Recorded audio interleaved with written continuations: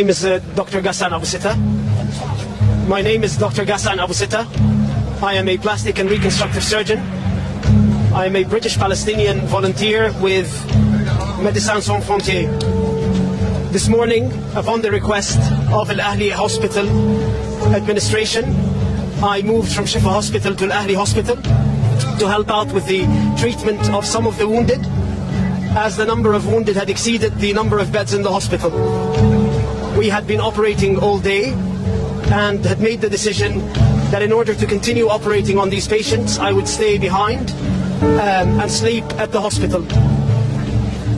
In the evening, after we finished one of the surgeries, we heard a missile screech following by a huge explosion.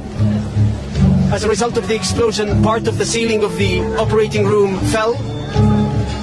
As I moved towards the outside of the operating room and towards the emergency department, we could see bodies of children piled up, both dead, not moving, and wounded.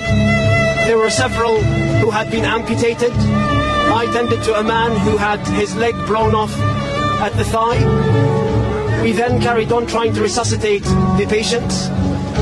When the ambulance came, I decided to help out by carrying one of the wounded who had had a shrapnel in his neck into the ambulance. As I was walking towards the ambulance, there were body parts everywhere, and there were bodies piled up in the courtyard of the hospital.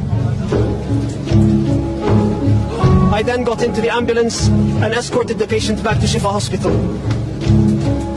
This morning, when I drove into the hospital, I noted how full the hospital courtyard was, with families who had sought refuge inside the hospital, thinking that it would be a safe haven. It's these very same families who are now either dead or critically wounded as a result of this attack. This is a war crime that the world has seen coming.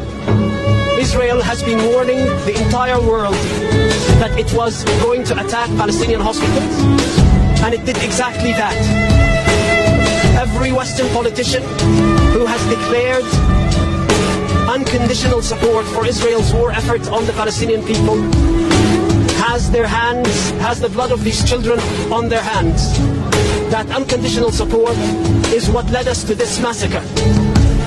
The impunity that Israel believes it has from its Western allies is what has led to this massacre. No other country feels the impunity to target hospitals and get away with it.